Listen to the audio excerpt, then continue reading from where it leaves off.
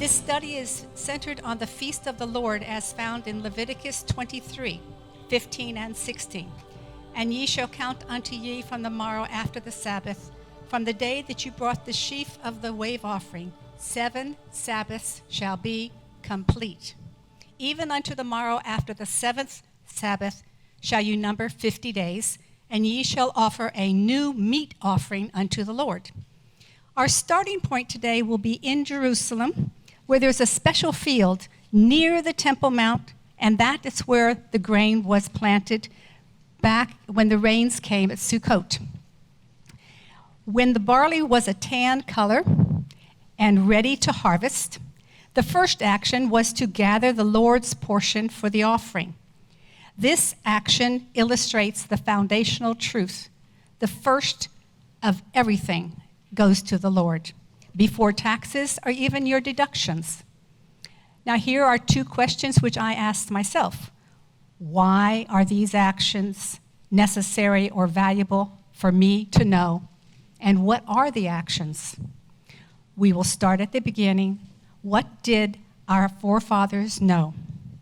There are 2 main grain crops, barley and wheat, in the Bible, and they have very interesting differences. Barley is called the poor man's grain. It has more protein and fiber. Wheat, on the other hand, provides very necessary calories.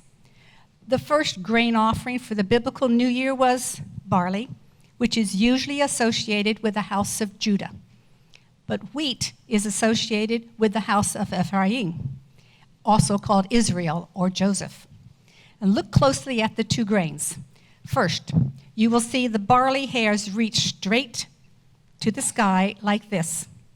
You could say that Judah, because they have had a longer history of directly seeking the Lord, whereas the wheat grains spread out in all directions. Bad hair day, yeah. And this is the Ephraimites, because they have pretty much gone in every possible direction based on whoever they were living near. So consider these scriptures. Romans 1:16 to the Jew first and also to the Greek. And then we have Romans 2:10 to the Jew first and also to the Gentile. The word Jew refers to the house of Judah. Both Greek and Gentile refer to the house of Ephraim, which was scattered and assimilated in different people groups. Now, that's not to say that only those with Israelite heritage amongst the Gentile world are included in the Lord's plan. But the lost 10 tribes are there, not forgotten, and they're not unidentifiable to the Lord. But the point to the address is this. Both grains are planted at the same time, but only one is ready first.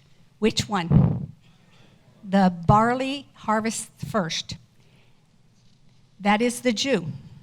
The barley has a shorter growing season. It comes in weeks before the wheat, making it the first fruits offering on Omer 1. It is the first fruits offering on Omer 50 for the Shavuot, the wheat. So you have the Omer 1, Omer 50, barley and wheat.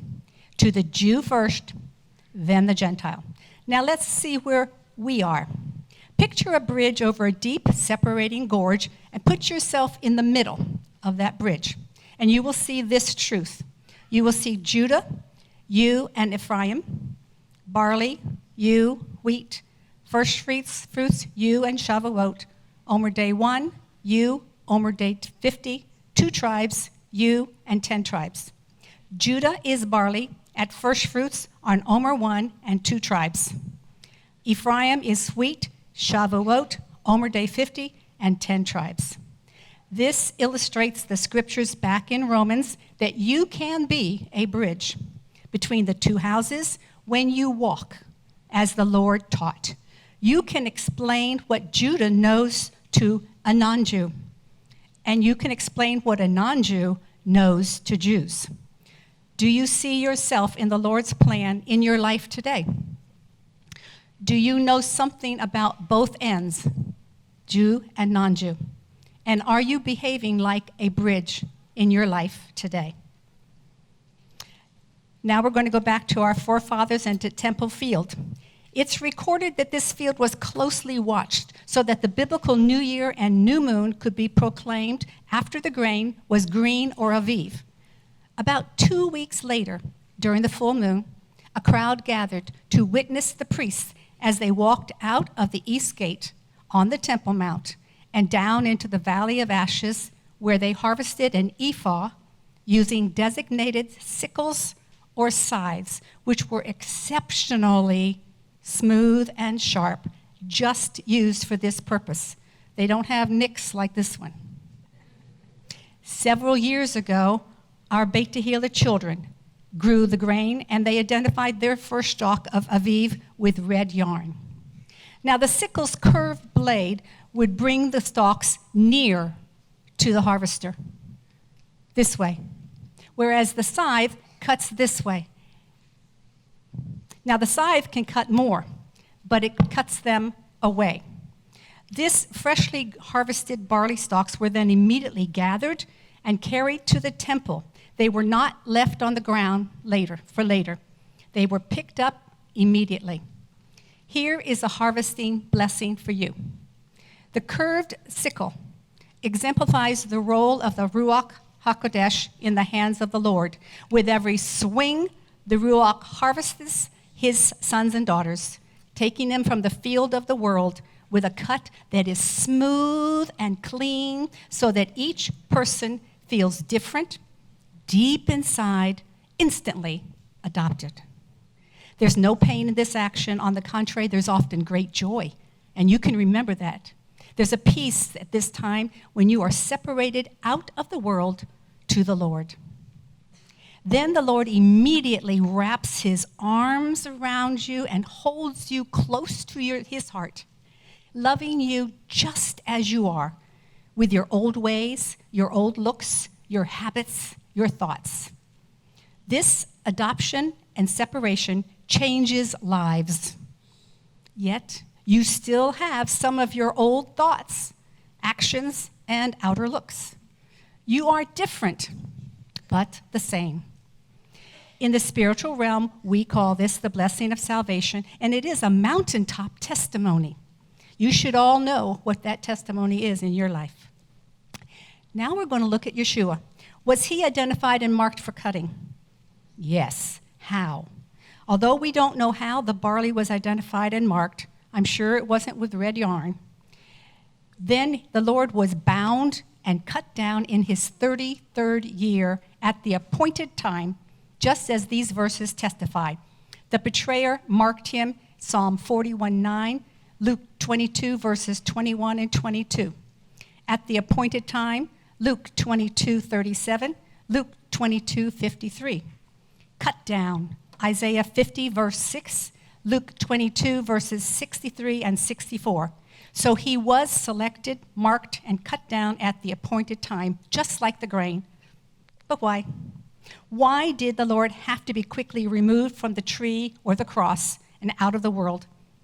Remember that the priests, when they cut that grain, they didn't leave it in the field. They took it directly to the temple. These verses explain how Yeshua was not left to dry. Deuteronomy 21, verses 22 and 23, Luke 23:46, Luke 23, verses 53 and 54. Now to recap, the two grains are planted at the same time, but they're harvested at different seasons, but the beginning and the end of the spring feasts. You can be a bridge between the Lord's children of Judah and Ephraim, and like the first fruit barley, Yeshua was selected, marked, and cut down before being removed at the appointed time when neither the Savior nor the barley were left to dry. Yet this wasn't the end for either. The grain was ceremonially carried to the temple, while the Lord's body was lovingly taken to a new tomb, to be continued next week. Please stand. We will be reciting the Omer blessing. Thank you very much. Ready? Go. Baruch atah Adonai Eloheinu, melech ha'olam, asher kitshanu b'mitzvotav, vitzivanu al sifarat Ha-Omer. Blessed are you, Lord our God, King of the universe, whose commandments add holiness to our lives and who gives us the command of counting the Omer. Today is 7 days, which is 1 week, 0 days of the counting of the Omer. Congratulations. Good.